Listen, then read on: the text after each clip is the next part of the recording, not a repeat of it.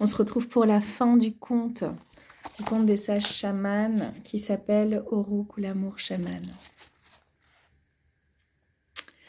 L'énorme aïeul qui avait appelé la grève se présenta comme étant son grand-père et l'étreignit de ses nageoires.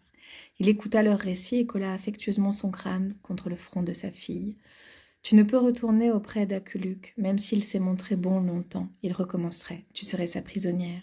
Les hommes qui ignorent les liens entre les mondes ont peur, ils croient qu'ils peuvent saisir l'autre et l'aimer.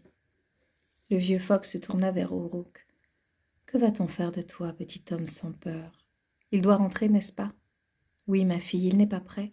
Toi qui connais l'art du changement, tu as tenu 7 ans, mais lui, dans 7 jours, il nous faudra le ramener.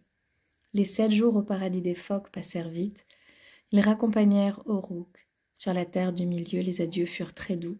Ils étaient confiants dans la loi qui réunit les mondes. Uruk resta dans celui des hommes, apprit l'art du tambour, les chants d'appel et devint un grand Angagok. Il enseigna aux chasseurs comment traiter les animaux avec égard pour que leur âme aille en paix. Les nomades inuits l'aimaient et le craignaient car il apaisait les esprits courroucés dans une langue étrange. Il se servait pour chamaniser d'un moulinet à l'effigie d'une femme phoque. On le voyait souvent au bord de l'eau, en sa compagnie. Elle chantait en l'embrassant. Nous avons une magnifique illustration de l'objet en question.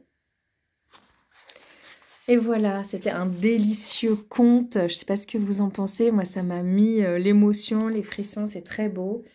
On y parle aussi, bien sûr, du patriarcat et de cette humanité qui se permet d'être au-dessus des lois universelles, au-dessus de la nature, au-dessus de tout.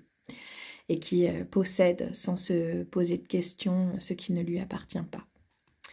C'était très beau. J'espère que ça vous a plu et je vous donne rendez-vous pour la prochaine. Salut!